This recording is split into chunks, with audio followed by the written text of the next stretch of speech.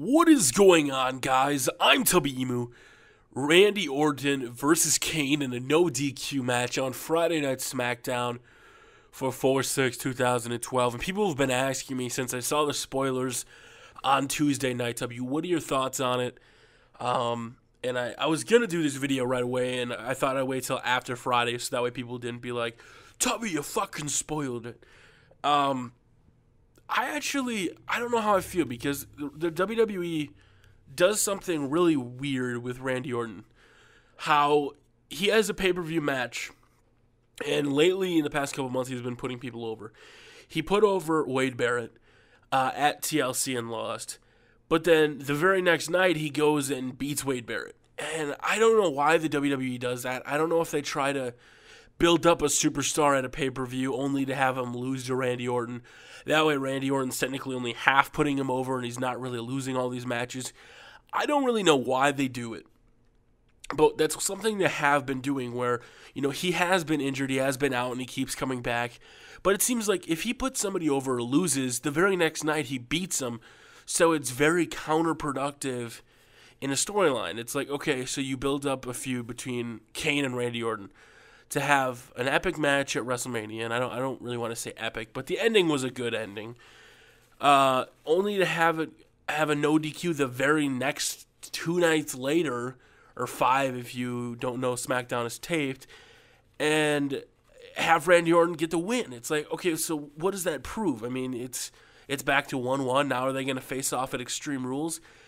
And they probably are because this storyline, has some, build up to it, but what's the point of having a feud going up until Extreme Rules now? He just beat him in a no DQ match, which is basically extreme as it gets because they can use any weapons, anything. And it makes me wonder, what the WWE is necessarily doing. A lot of people were saying, Daniel Bryan, when he went over and the crowd is cheering with him, that won't happen anymore. It was just that crowd. And I thought about it. I'm like, well, wait a minute. Actually, yeah.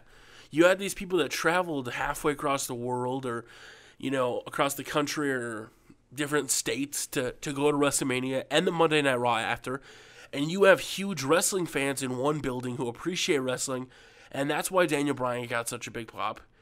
And, in this match, I didn't watch it live on Friday night. I just watched it this morning on Saturday. And I actually thought it was a good match. And both of these guys still put on quite a show. But what would be the point of keeping this feud going? Is it just a match filler? Is it just a card filler?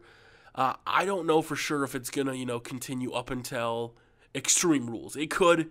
There's only a 4-week break between Extreme Rules, which that's in 22 days in Chicago, Illinois, in Rosemount. And I've thought about going. I'm not exactly sure if I'm going to go yet.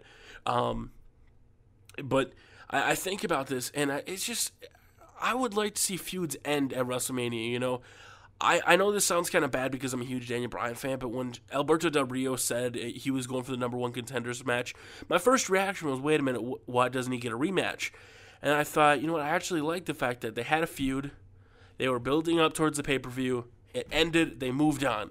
They didn't have this where he won and the very next night Randy Orton comes back and wins, because doesn't that, in your guys' opinion, and in my opinion it does, it takes away from the WrestleMania moment. Like, okay, you give Kane his WrestleMania moment, and that could have been his last WrestleMania. In WWE Magazine, it did say one superstar. That potentially was his last WrestleMania. We don't know if it's Big Show. We don't know if it's Kane.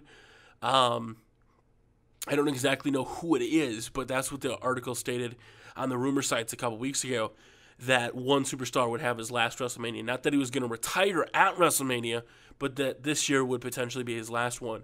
And, maybe it was Kane. Maybe that's why he had his WrestleMania moment. I'm not exactly sure. I just know that I want to see matches in the WWE. I want to see a feud, come to an end. Rock versus Cena, that feud came to an end because they're already moving on. That's what, pay-per-views were back in the day. You had this huge field, you build it up, and, you had a good build, and then when that feud ended, you moved on. You didn't have these, okay, let's get a DQ so the feud can continue another 4 weeks. You had decisive pay-per-views, and the garbage can is going flat here. What the hell? So in my opinion, this series doesn't need to go on. I don't want to see Kane and Randy Orton a bunch more times. And that's just my personal opinion. Maybe you guys want to see him. Maybe you like seeing these guys feud. But guys, in my personal opinion, I don't want to see him keep going. You know, I think it's good to keep Randy Orton out of the title picture because I know a lot of people complain about, you know, Randy being basically the John Cena of SmackDown, winning all the titles all the time. You know, because he took it away from Christian after 2 nights back in the summer last year. It'll be interesting to see what happens. You know, he is being advertised for a championship match at Over the Limit. We're going to have to see where it goes from there, guys. But my name is Tubby. What do you think about these two having a match right after WrestleMania? Leave your thoughts in the comment section below. Do me a favor, hit that rating button. Tubby out.